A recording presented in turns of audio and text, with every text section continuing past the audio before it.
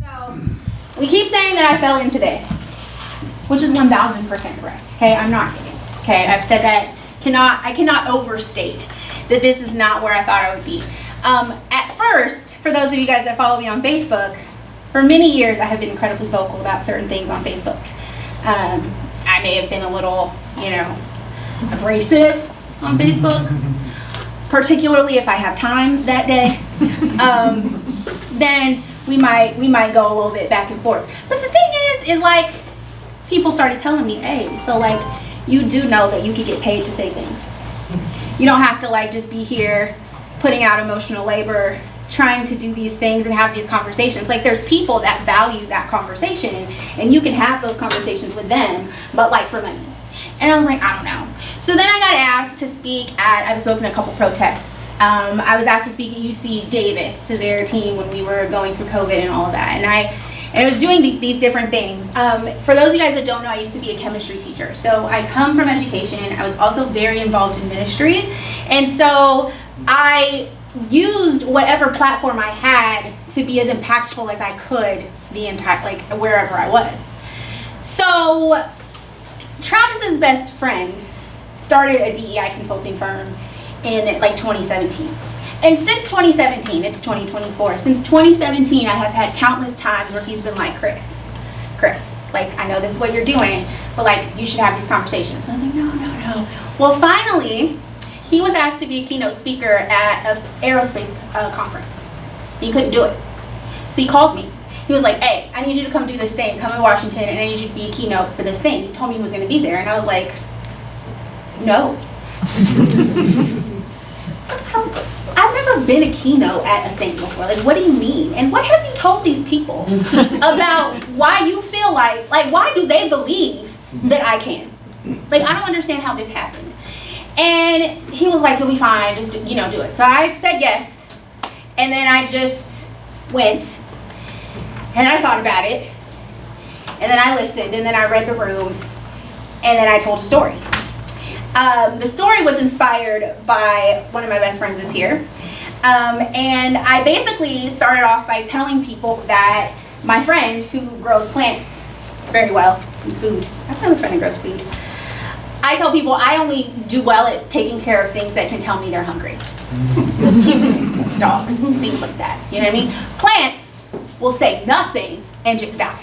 And I'm like, well, when did that happen? You know what I mean? So I can't do that. I can keep humans alive. I can keep other things alive that could be like, hey, I have to eat today. And I'll be like, bet. But she does that. So she was going, and it was in between a time where she was like changing the harvester or whatever. Okay, so pause. I'm going to say the story, and I might get it wrong because I don't garden, but roll with it. So I was like, what are you going to plant next? And she said broccoli. And I was like, oh, okay, so when are you just going to go plant it? She's like, no, I can't do that. She's like, I'm going out to my plot every day, because it's a community garden, and I'm literally tracking how many hours of direct sunlight my plot gets. And I can't plant there because broccoli needs 8 hours of sunlight. And do you remember telling me this? Broccoli needs, maybe not, it needs 8 hours of sunlight. And so she was making sure that essentially where she was going to plant the broccoli had the things that it needed to thrive. And so the point of the talk was, like I had said before, when people bring me in and they just want to add things and plant things and tell me what kind of crops they want, right? They want women crops, they want other, what they want to grow. They never take the time to actually look at where they're planting it to see if the elements are conducive for that group to thrive. And that's the piece of the conversation we're not having.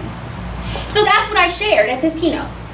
And I shared it with an example of ways that I have felt like I wasn't in a place to thrive. And I also told leadership that they are the only ones that have ever heard this story. Because usually when you have that experience, you just leave and no one ever knows why. So I also let leadership know that if you haven't heard the story, that doesn't mean it's not happening. It just means they haven't told you. So you can't use what you've heard as a leader to be your measuring tool, right, for whether or not something's going on in your organization, because people don't say anything. What you need to look at is how many people are leaving and why they're leaving, and you need to figure out if you're building an area that's conducive for them to stay, right? Retain the people you have, to ask them to market for you so you don't have to be like, we can't find people. Well, like, no, probably not. You should probably ask who's there. Because if people like where they work, you won't have a problem filling positions because they're always looking out for their friend who they think should work where they work. But if they don't believe that, then you got to go out with all the algorithms and do the stuff, and you got succession planning issues, and you got all these other workforce development issues. That was my talk.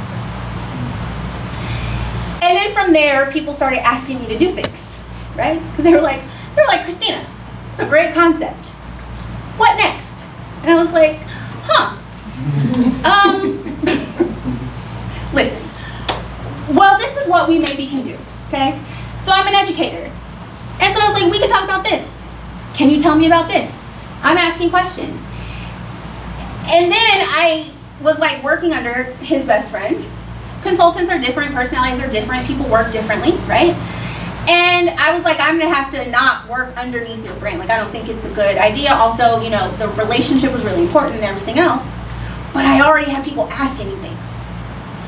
So I had to make a decision. And the decision that I needed to make was to grow into what I already started. People wanted to talk to me. People wanted to work with me. I was passionate about what I was doing. So I built a business around what people were asking me for. And for the first year or so, people were like, what's happening? And I was like, I don't know. I keep getting talks and people keep asking me to do stuff. So I've been doing things, right? And I think that's what this is about, and that's how this started. So it started in a way that's like, I've been doing this for a couple of years already, working, going to Washington. People have seen me post like, I'm headed to wherever, and I've been doing this. And it's really been built around ideas that I have and some of the things that I already bring to the table. So in the last couple of years, I wanted to share as quickly as I could just a couple of things that I've learned as I've been growing into it and what I hope to share under the brand moving forward. So the first thing is to accept imperfection. So I'm a person that likes to have a plan, and I like for that thing to work, and if it's not going to work, then I think we should not. And for me, as a person who didn't go to business school, who didn't take classes, who didn't know any of that stuff, in my mind, I'm like, so where's all this knowledge going to come from for me to learn how to write a proposal, or learn how to price myself, or learn how to market, or learn how to do any of that? I don't know how to do any of these things. And I had to accept the fact that I don't know, do it anyway, pivot, and do it again. And that's it. And it doesn't mean like I have less value just because I don't know a thing. It just means I haven't done it yet. So I'm gonna make mistakes, just like I make mistakes in parenting with these 5 kids, right? And part of my plan is like, I think, you know, we have college funds and all of that, you know, maybe I might need a therapy fund for my kids, for them to process mistakes I may have made along the way. Which is fine. Do you know what I mean? Whatever. But that's what it's going to be. And I have to accept that that's what it's going to be. Like, it's never not going to be that. Anytime I'm choosing to grow, it's never not going to be this. So the only thing that I can expect is that it will be this, and make a choice to do it anyway. So I've had some couple people who were like, now that I've gone to the first session, Chris, I'm trying to figure out, like, what am I doing with my life? I don't know. What are you doing with your life? And what opportunity aren't you taking because you don't feel like you're going to be perfect at it? What are you not doing?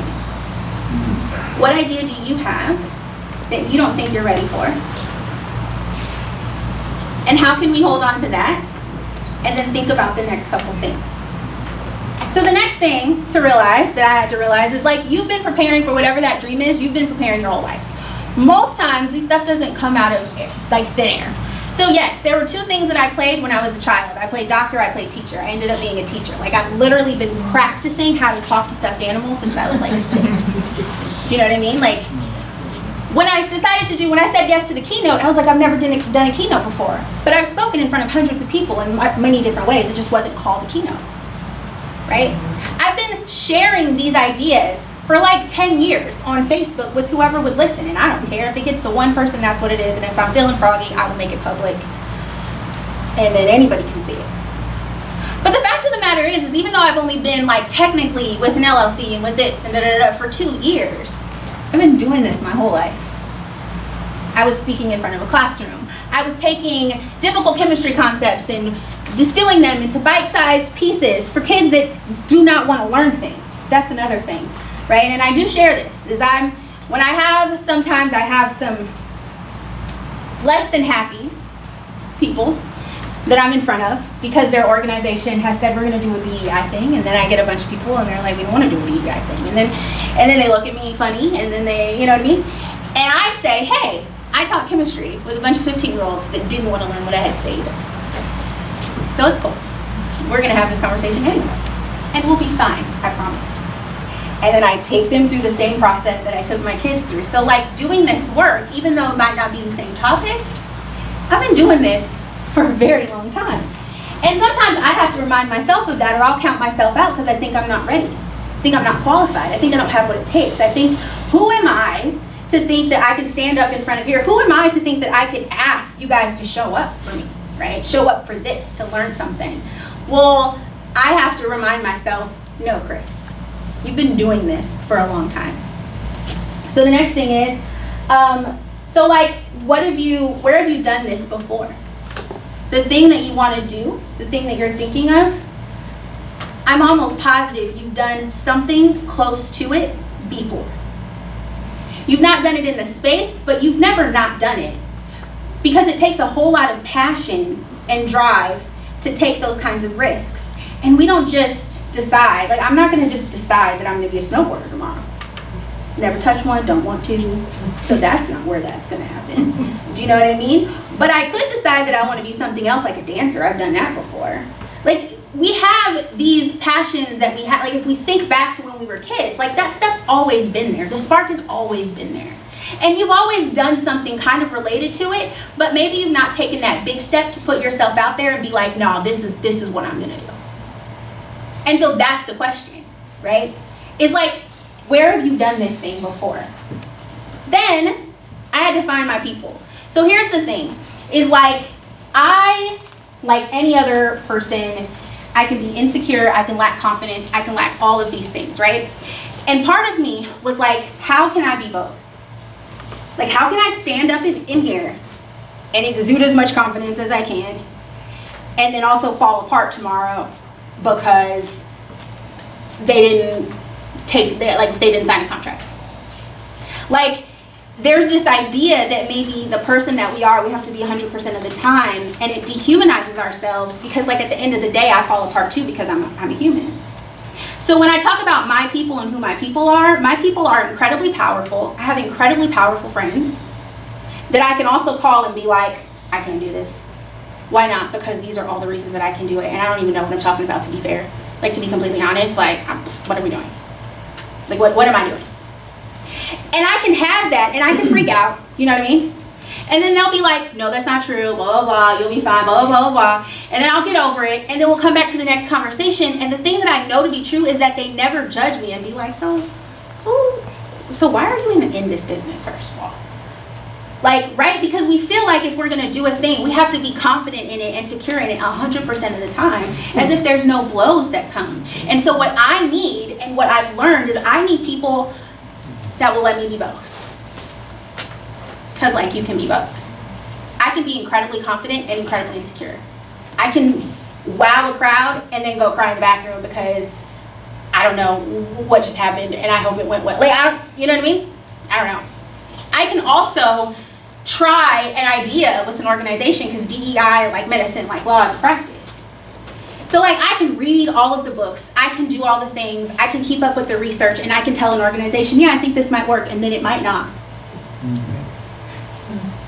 Because at the end of the day, I can never know an organization intimately enough to know it's going to work because it's not my culture. That's one of the things I think that's really important to know in DEI.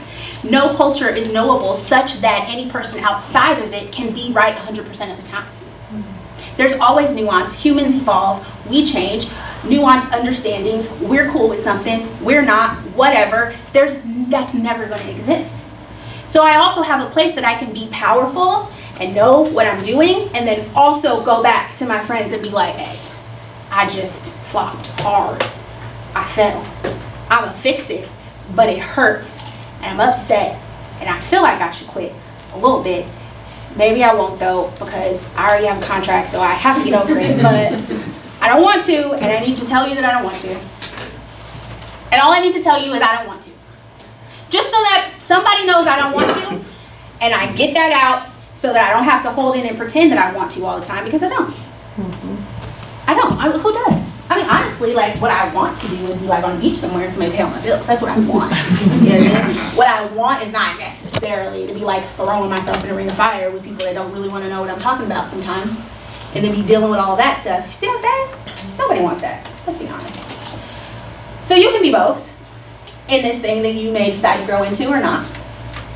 And who are the people that can remind you of that? Who are your people that you can be both with? We have relationships in our lives where we can be one way.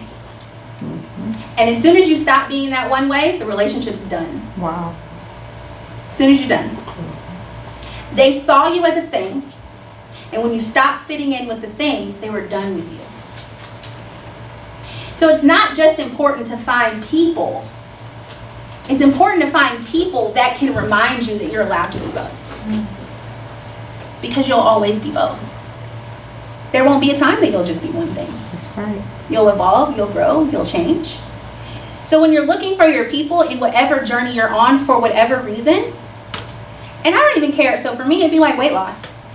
I need someone to be like, hey, you both want to lose weight, and you also ate a tub of ice cream. And you eating a tub of ice cream don't mean you don't want to lose weight. It means you wanted ice cream. It means maybe you had a bad day. It means you ate the thing. And it means there are things we can do next to rectify the choices that you've made. That doesn't mean that you no longer want to lose the weight. It just means you had a thing. Whatever happened, whatever the case may be, you find the people that let you be both, and not the people that judge you when you fall to one side or the other. There it is. And last but not least, because I wanted to make this one quick and just share, again, the message that I would love to, again, tell people as I continue. I'm a really transparent person, and I understand why we may do it is like we will arrive at a place and then we'll tell people what we did to get there, but we don't necessarily tell people when we're doing the thing. So you don't really hear from experts like, in the moment, I don't know. Come on. We don't hear that. We hear, I didn't know, and then I did the thing, and but I know now. But like, what was that for you when you didn't know? And are you still at a place where you can be like, I really don't know? You know what I mean? I have a dream. I have a this is how I'm doing it. This is what it looks like. You can see certain successes and things like that. And I did have success. Like, I have gone and had a business, and in the first calendar year was very financially successful, but that doesn't mean that it was easy, that I didn't make mistakes, and that there aren't still ways for me to grow and lessons for me to learn. So the last thing is, it's really important, I have found, for me to create my own path. So let me tell you one thing. I'm not waking up at 5 o'clock in the morning to go run on a treadmill. I'm not doing it. Come on. Okay? A lot of great people do. Okay? Practically every book that says how to be a millionaire is like, it starts off how to be a millionaire, and then it says, you know what I do? What do they do? What do they do? They wake up at 5 o'clock in the morning, and they're like, I wake up at 5 o'clock in the morning, I have my alarm set every morning, I go to bed at 9 o'clock, okay, after my bath or whatever I do, and then I wake up bright and early with a smile on my face, and I meditate for 3 minutes, and I think of 5 things that I was grateful for, and then I go to my home gym, probably, and I go run a mile. After I'm done running a mile, I go and take a shower, I make a cup of tea, and I sit down with my planner, and I jot what's going to happen in my day. And then I go off and I do my work. I start by checking emails, and then I write. Hard pass. Hard pass. I go to bed at 1 o'clock, maybe 2 o'clock in the morning. I wake up when I do. I don't plan my day ahead of time like that. And I'm not running on a treadmill, so it's not gonna happen, okay? So if that's your blueprint for success, which it is, because we all laughed, because we've all seen it, what I am here to tell you is I grew a 6-figure business doing none of it. None of it. Because I'm not. None of it. Nope, nope, nope, nope, nope. And you can sit me up with everybody else and be like, now, you know, yes, if you wake up at 5 o'clock in the morning and you start working at like 7, you get a lot of time, okay? So, yes. Am I sometimes pressed for time? Sure. But do I also have 5 kids and I don't feel like waking up? Also, yes. So, we have to figure out what that's going to look like for me. I also am a neurodivergent person. I have ADHD. I do things, I hyper-focus, I work for 10 hours, I don't eat, I don't drink water, I don't do anything like that, and then the next day I'm done and I do no work. Same. If you're a neurodivergent person, like, that's how we get down. Like, if I've worked a good solid 2 days, bro, the third day, I can't. I'm tapped. I'm done. I've used all of my brain power. I can't do it. You know, people are like, I also think about things a lot, and I know that I have to work on it because people who want like speeches and stuff, they're always like, can you get us your PowerPoint by this time? So first of all, no, because I don't even know what I'm going to say. You know what I mean? Right. I'm trying to figure it out. I'm trying to think of it. I'm trying to listen to what's happening with the other speakers so I can read the room and do the things. I feel like a PowerPoint is a little bit like a handcuff, and now it has told me what I must say, and I don't appreciate it. So I don't do this, right? Or I'm just going to put this on there. That's your slide deck. And whatever words come out are the ones that do. You know what I mean? So that's the thing, create my own path. And I find people around me that can help me with some of those things. I'm a very anxious person, and sometimes opening emails, just literally opening them, causes me paralysis. Like, I can't do it. So Travis opens emails sometimes. I struggle with my worth, so I struggle with writing contracts that are at market value. I'm always ready to figure out what is the cheapest I can come under so you can pay me, you know what I mean? So like, if you don't choose me for any other reason, you choose me because I'm the cheapest, even though I may also be the best. But what I want, right, is that. So now, when I'm on discovery calls with clients, I tell them I'm not allowed to talk about money. Because until I heal that part of myself, I don't get to be in those conversations. Because I'll never get what I'm worth. And I know that I can't say the words. Fine, I won't. I'm not ready to, and that's perfectly fine. I also am more of a creative person. I'm more of a collaborator person. I like to get into an organization, understand it, and figure out what to say. So that's also the type of thing that I like to do with organizations, and that's what I say. Versus me trying to come in and say that I know everything, because I don't. I get bored, so I don't want to be like in a long-term engagement. I want to be short. I want to challenge. I want to conquer it. I want to move on to the next thing. I don't want to be in a space for a long time. I just don't. And so the other part that happened, some of the more nuts and bolts, is like, I didn't have a website at first. Somebody heard me at that conference. They wanted me to do some work. They said, we got to, you know, this is what you have to do, but I also got to pitch it to my higher ups. Do you have a website? No. So I built one. And the only person I expected to go to it was those people that they needed to say had a website. Do you have business cards? No, because I don't do that much. Now people are asking me, so I'll make them. But did I like, some people think they have to go into a thing and like, I need the marketing, I need the business cards, I need the website, I need the headshots, I need this. My headshot has been a selfie I took at Christmas. I mean, listen, you know what I mean? And some people are laughing in here because they don't like the headshot. The thing is, you know, the thing is I don't like cameras. So that's the thing. So like getting in here today, struggle, because there's cameras everywhere, right? And so we don't like the headshot. But guess what? It doesn't matter, because some people are like, what does your face look like? Can you speak? I'm here to speak. I'm not a print model. I don't need, you know what I mean? So I didn't want to do it. So I didn't do it. I do the things that align with me when I feel they should be done. Period.